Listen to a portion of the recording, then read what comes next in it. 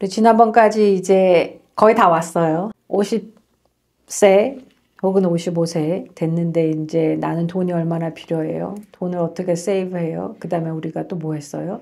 얼마가 필요해요 했죠? 그런 다음에 내 리스크 톨러런스, 내가 그 위험 부담을 대하는 태도는 어떤지, 내 성향은 어떤지까지 했어요. 그러면 이제 퀘스천이 뭐예요? 어디다 투자해요? 이거잖아요. 어디다. 이제 제가 여기에서 뭐 이런 스탁이 좋아요, 저런 스탁이 좋아요, 그런 말씀을 드릴 거는 아니고, 그리고 보통은 우리가 어떤 스탁을 하나 픽하는 거가 위험하겠죠. 우리가 특히 이제 포텐셜이 좋다고 생각하는 회사들, 특히 IT 회사들 그런 거 많았죠. 닷컴 버블도 있었고, 그죠? 지금은 AI 버블이 있죠. 그래서 뭘 하나를 선택했으면 그 회사가 잘 될 확률도 있지만 그렇지 않을 확률도 있는 거거든요. 그러니까 내가 어떠한 미래를 준비하는 차원에서 꾸준히 무엇을 한다고 할 경우에는 보통 선정하는 게 펀드인 거예요. 내 리스크 톨러런스, 내가 견딜 수 있는 내 투자 성향에 맞춰서 매달 할 수 있는 것을 그런 펀드를 선정하는 거예요. 그걸 선정하는 데 있어서 제가 이제 오늘 쉐어할 거는 뭐냐면, 여러분들이 회사를 통해서 하는 401k도 주로 그래요. 타겟 데이트 펀드라는 게 있어요. 그래서 이거는 뭐냐면, 예를 들어서 내가 2040년 타겟 데이트 펀드라고 하면 내가 2040년에 65세 혹은 은퇴할 때가 된다는 펀드예요. 그러면 지금 2025년도잖아. 그럼 딱 15년이 남은 거잖아요. 2040년까지는. 그죠? 그러니까 2040년에 맞춰서 한다고 하면 15년을 은퇴 기간으로 두고 뭔가 선택된 펀드인 거예요. 그래서 내가 뭘 잘 몰라. 그럴 경우에는 그냥 이것을 선택해도 나쁘지 않아요. 이건 왜냐하면 여러분이 특별히 생각을 하지 않아도 시간이 지날수록 이 펀드가 옮겨가는 거예요.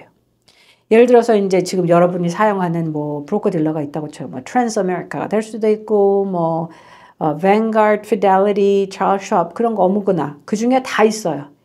각 회사들이 타겟 데이 펀드를 만들었어요. 그러면 제가 이제 뭐 여러분들이 많이 하는 뱅가드의 2040년 타겟 데이 펀드를 치면 나와, 구글에. 거기를 한번 보세요. 현재 그 asset allocation이라고 하죠.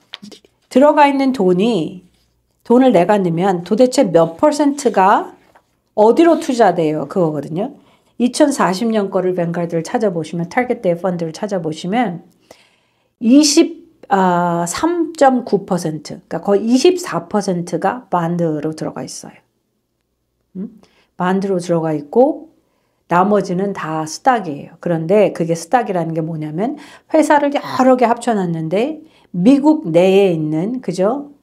인덱스 펀드들을 합쳐놓은 거가 46%, 인터내셔널을 합쳐놓은 거가 31%, 그리고 반드, 미국 내에 있는 인덱스 반드를 해놓은 게 15.9%, 인터내셔널 반드를 해놓은 게 7%라고 나와요. 그러면 이게 뭐냐면 거의 80대, 80이 좀 안 되죠. 24% 정도가 되는 거니까 24% 정도는 반드, 채권을 사고 나머지 76%는 스탁을 사는데, 그것도 미국 거를 주로 하지만 인터내셔널리도 좀 남아있는 거예요. 그래서 지금까지의 기록을 여러분이 보시면 이제 이게 설치하면 다 나와요. 2010년부터 2024년가가 쭉 나와요. 매년 어떻게 올라가고 내려가고 올라가고 내려가고 어떻게 했는지. 그러니까 뭐 이 정도면 괜찮네.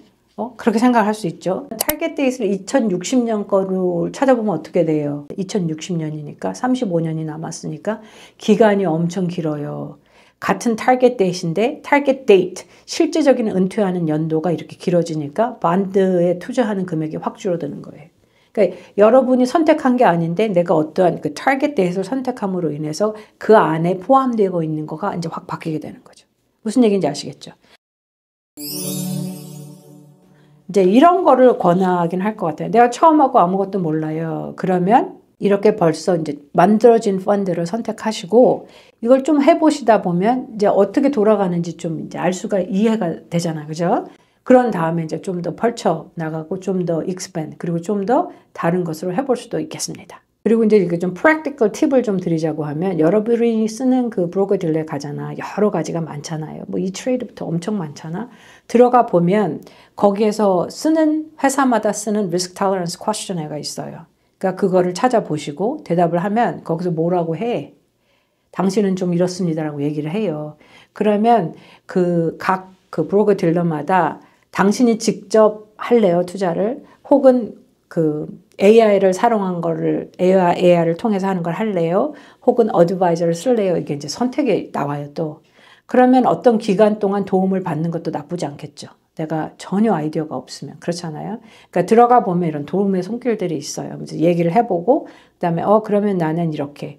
근데 처음부터 막 이렇게 할 게 아니라 좀 테스트를 해보시고, 이게 이렇게 들어가는 거구나, 라고 알고 계시면 좋을 것 같아요.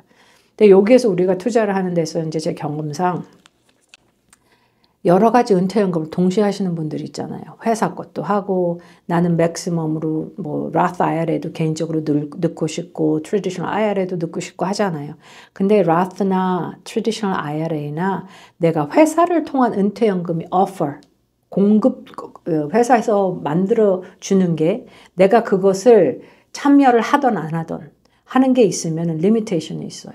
금액이. 그렇기 때문에 내가 어떤 그룹 retirement account, 회사에서 해주는 retirement account가 있다고 하면 개인적으로 넣는 Roth나 traditional IRA는 텍스 보고할 때쯤에 하는 게 좋아요. 왜냐하면 내가 넣으면 안 되는데 넣는 분도 되게 많거든. 넣으면 안 된다는 뜻이 뭐냐면 인컴이 modified adjusted gross income이라고 하는 게 어떤 금액을 넘으면 안 돼요.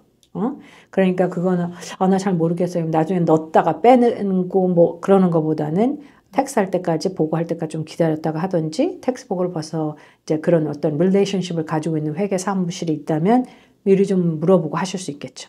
그러면 그 다음에 하시는데 내가 정말 할 수 있어서 해서 다시 빼거나 그런 불편함이 없어질 수 있어요. 근데 여러 가지 어떤 사람은 여기도 했다가 이 회사에서 401k도 했다가 여기서 가서는 또 심플도 했다가 여기서는 또 개인도 하고 이러면 이걸 알아봐 주는 게 아니야. 그렇잖아요.